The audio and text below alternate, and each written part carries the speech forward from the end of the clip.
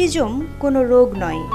Autism হলো শিশুদের একটি মনোবিকাশগত জটিলতা, যার ফলে সাধারণত 3টি সমস্যা দেখা দেয়, যেগুলো হচ্ছে মৌখিক কিংবা অন্য কোনো প্রকার যোগাযোগ সমস্যা, সামাজিক বিকাশগত সমস্যা এবং খুবই সীমাবদ্ধ ও গণ্ডিবদ্ধ জীবনযাপন, চিন্তাভাবনা ও পুনরাবৃত্তিমূলক আচরণ।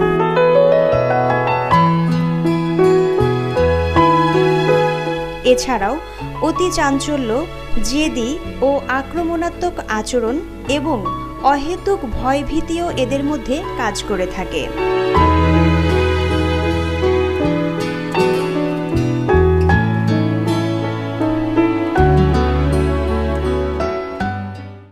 শাকিলা মোর্শেদ একজন মা, হ্যাঁ, নাফিজের মা।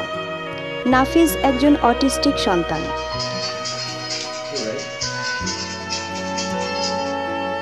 অনেক উপকথায় জানা যায় অনেক প্রতিবন্ধী শিশুর মা দুঃখে আত্মহুতি দিয়েছেন, কিন্তু শাকিলা মোর্শেদ তা করেননি।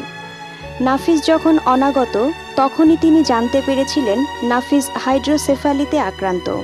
সব মেয়েদের মতো আমারও স্বপ্ন ছিল আমি একদিন মা হব, আমার কোল জুড়ে থাকবে আমার একটা সন্তান। সেরকম আমিও স্বপ্ন দেখছিলাম। আমার যখন প্রথম মা হব সেই দিনগুলো আমার খুব স্বপ্নে বিভোর ছিলাম, খুব আনন্দে কাটছিল দিনগুলো, 1-2 দিন করে। আমি আর কি ভাবছিলাম যে আমার একটা সন্তান আসবে পৃথিবীতে। নিয়মিত ডাক্তারের চেক আপ করাতাম, ডাক্তারের কাছে যেতাম, ডাক্তার যা যা টেস্ট দিতেন সবই করাতাম। কিন্তু যখন আলট্রাসোনোগ্রাম করতে হলো তখন ডাক্তারের কাছে গেলাম, সোনোলজিস্ট আমার আলট্রাসোনোগ্রাম করছিলেন, ঠিক সব বডি পার্টসগুলো দেখছিলেন। উনি যখন ব্রেনে আসলেন তখন আর কি কম্পিউটার সিগন্যাল দিচ্ছিল। তা আমি হঠাৎ চমকে উঠলাম যে কি ব্যাপার, কম্পিউটারটা সিগন্যাল দিচ্ছে কেন।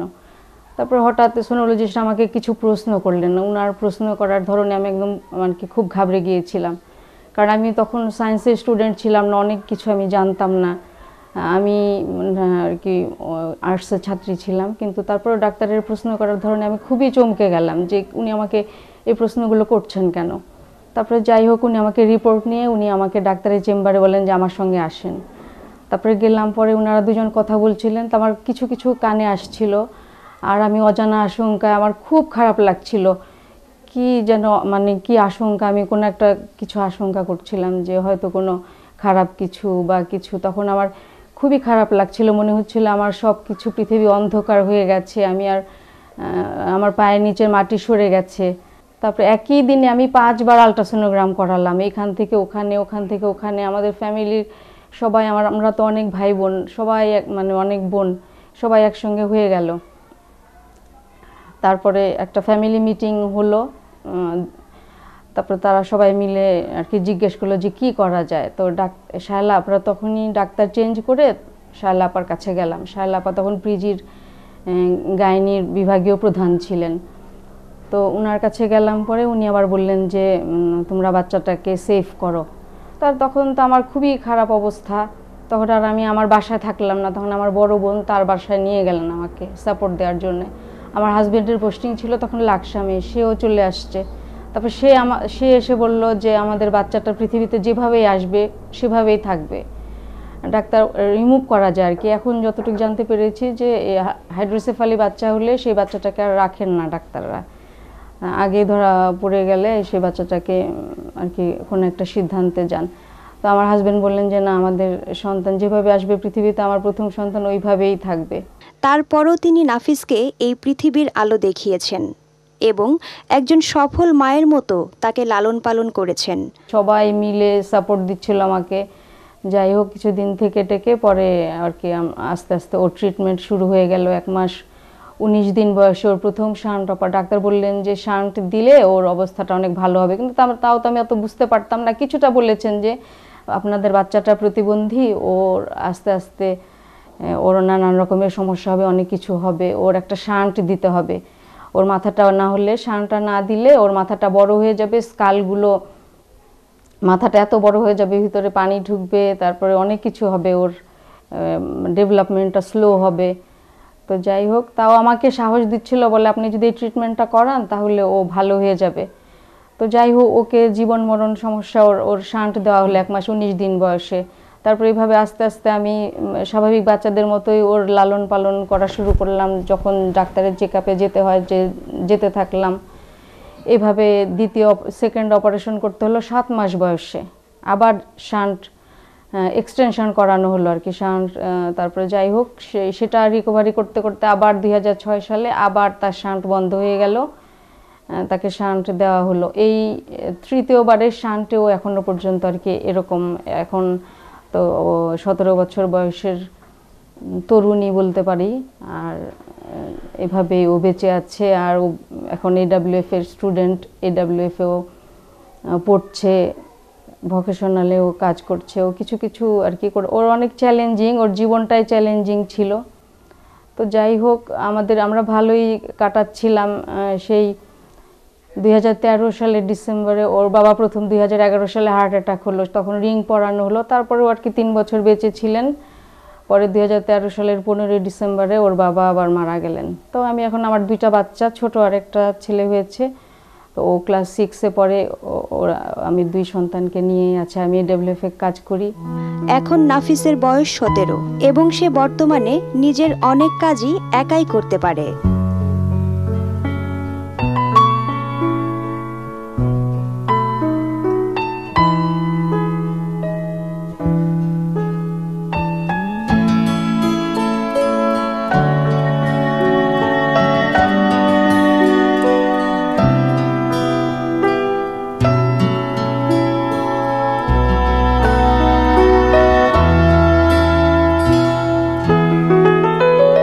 নাফিসের ছোট ভাই রাকিবও অবসর সময়ে নাফিসকে বিভিন্ন খেলাধুলার মাধ্যমে আনন্দ দিয়ে থাকে।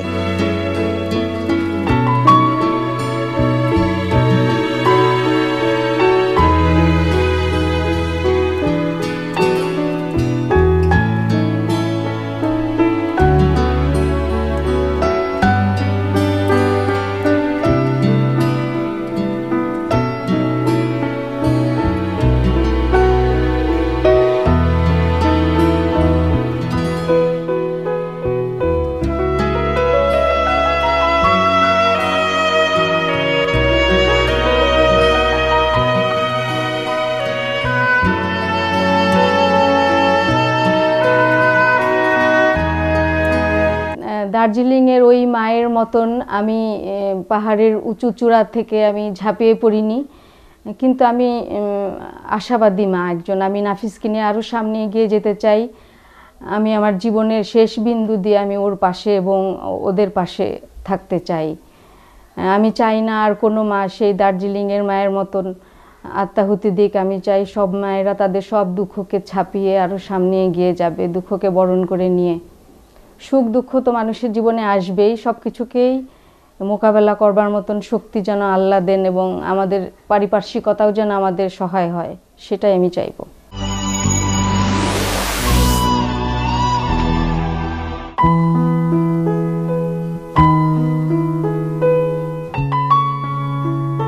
মোহাম্মদ মিঠুন, বাড়ি বরিশাল।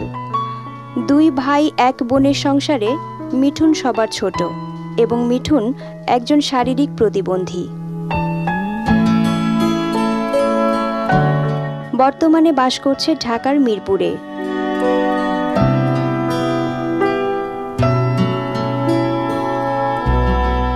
6 মাস বয়সে মিঠুন টাইফয়েড ও পোলিওতে আক্রান্ত হয় এবং ভুল চিকিৎসার ফলে মিঠুন হয়ে যায় একজন শারীরিক প্রতিবন্ধী। অনেক চিকিৎসা করেও মিঠুন আর সুস্থ হতে পারেনি। আমার ছোটোবেলাটা আসলে কাটে ঢাকার নদীর ওপার কেরানীগঞ্জে।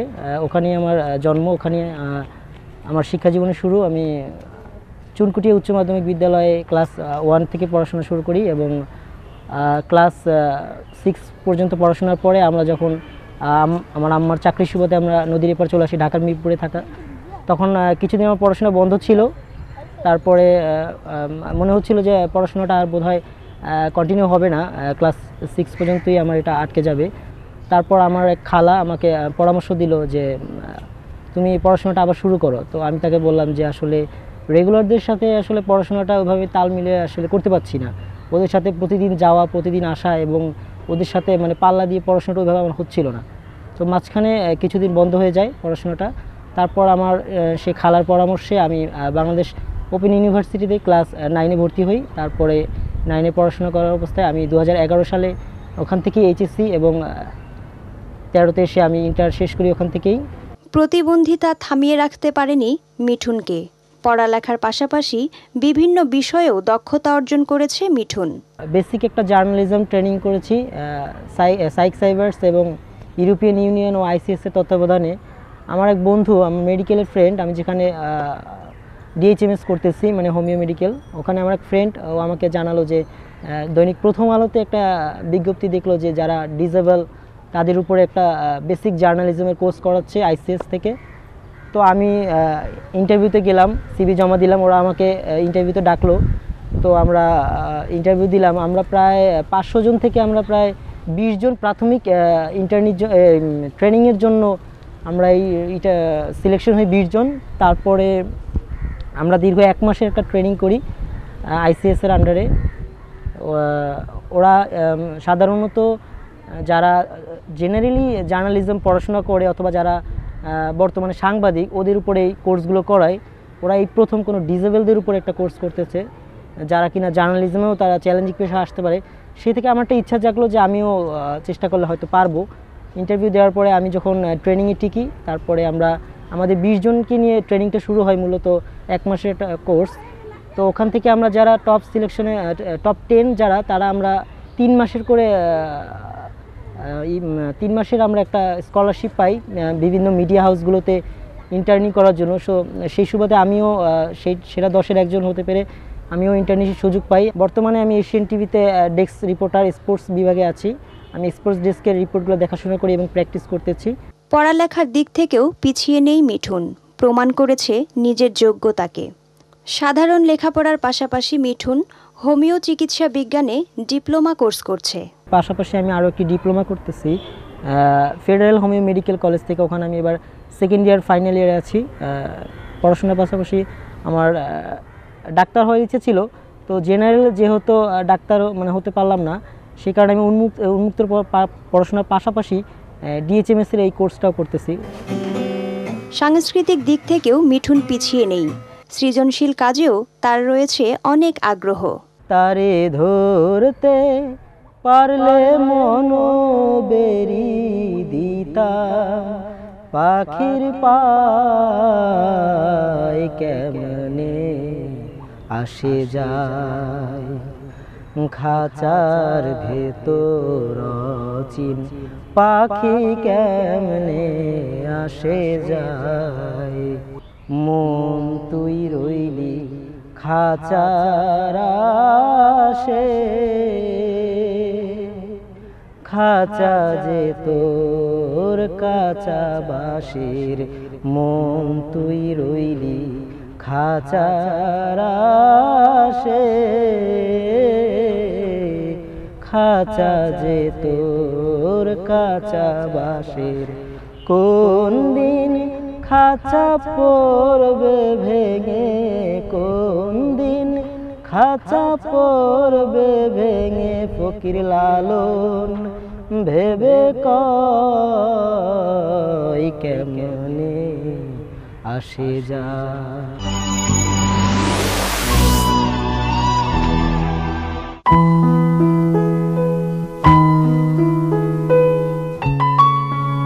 শারীরিক প্রতিবন্ধিতা থাকলেও মিঠুন নিজের সকল কাজ নিজেই করতে পারে।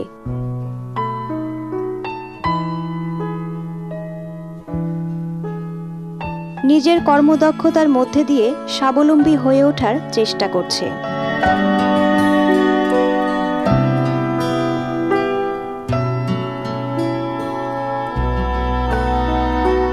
শারীরিক প্রতিবন্ধী মিঠুনকে নিয়ে মিঠুনের মাও অনেক কষ্ট করেছেন এবং এখনও কষ্ট করে যাচ্ছেন।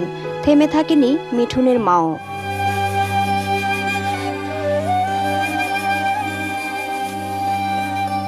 মিঠুনের আম্মা। আমার 2 ছেলে 1 মেয়ে। বড় ছেলে চাকরি করে, মেয়ে আছে, বিবাহ দিছি। আর এই ছেলেটা 6 মাস বয়সের সময় পোলিও এবং টাইফয়েড হয়ে এই সমস্যাটা হয়েছে।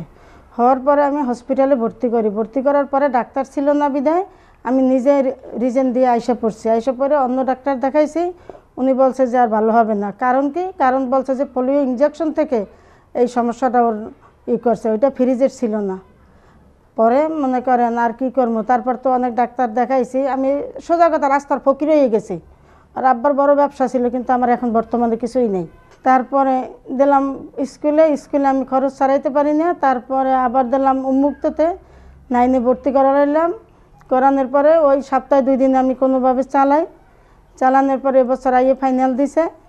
এখন আবার সে অনেক চ্যানেলেও গানও করছে, কিন্তু ও টেকে নেয়, ওরা কেউ টিকায় নেয়। অনেক জায়গায় ও কষ্ট করছে। ও যেভাবে চলাফেরা করে বা কষ্ট হয়, আমি তো মা, আমার তো অবশ্যই কষ্ট হয়। কষ্ট হলে তো আমার কিছু করার নেই।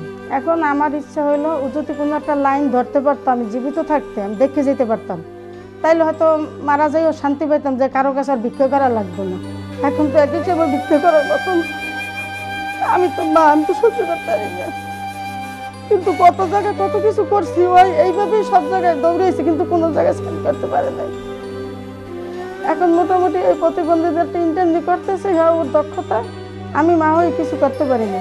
এই স্কুলে যায়, কলেজে যায়, সব নিজের থেকেই যায়, কারণ আমি পারি না। আর ওইভাবে আমি চালাইতেও পারি না, সামর্থ্য নেই। সরকারের কাছে অনেক জায়গায় আবেদনও করছি, কিন্তু ওই ছবি টবি নিয়েছে, কাগজপাতি নিয়েছে, কিন্তু তার কোনো প্রতিদান আমি এখন পর্যন্ত পাইনি। কিছু ইচ্ছা হয়তো অনেকেরই পূরণ হয় না, তেমনি অনেক ইচ্ছাও পূরণ হয়নি মিঠুনের। ভবিষ্যতের স্বপ্নগুলো মনের মাঝে একের পর এক সাজিয়ে রেখেছে মিঠুন, কিন্তু সে জানে না আদৌ তার স্বপ্নগুলো পূরণ হবে কিনা। ছোটোবেলা থেকে ইচ্ছে ছিল যে যখন আমি ক্রিকেট খেলা দেখতাম, সাকিব, তামিম, মুশফিক, এদের যখন আমি টিভিতে এখনও দেখি, মনে মানে ইচ্ছা জাগে যে আমি যদি ক্রিকেটার হতে পারতাম, মানে খুব ভালো লাগতো। ক্রিকেট খেলাটা আমার খুবই মানে ইচ্ছা ছিল যে আমিও একজন খেলোয়াড় যদি হতে পারতাম, মানুষ আমাকে চিনতো, জানতো। আমার মতো যখন ইয়াং ছেলেরা যখন বাইক চালাচ্ছে, মজা করতেছে, আমার মনে চায় যে আমি যদি বাইক চালাতে পারতাম, আমার যদি একটা বাইক থাকতো, পাখির মতো মানে আমি উড়ে যেতাম বাইক নিয়ে। আমার মতো জানি মানে এরকম কারো না হয়, ভুল চিকিৎসার কারণে মানুষ অঙ্গহীন জানি না হয়। এই কারণেই মূলত আমার এই পেশায় যুক্ত হওয়ার ইচ্ছা, যে আমি আমার ডাক্তারি সেবা দিয়ে মানুষকে আমি সুস্থ করব, সেবা দিব, যেন আমার মতো কেউ ভুল চিকিৎসার কারণে পঙ্গুত্ব বরণ না করে। আমার বন্ধু দয়াময়, তোমারে দেখিবার মনে লয়, তোমারে না দেখলে রাধার জীবন কেমনে রয় বন্ধুরে। আমার বন্ধু দয়াময়, তোমারে দেখিবার মনে লয়। কদম ডালে বৈশারে বন্ধু ভাঙ্গো, ও কদম রে রাগা। কদম ডালে বৈশারে বন্ধু ভাঙ্গো, ও কদম রে রাগা। শিশুকালে প্রেম শিখায়া যৌবন কালে দাগারে। আমার বন্ধু দয়াময়, তোমারে দেখিবার মনে লয়। আমার বন্ধু দয়াময়, তোমারে দেখিবার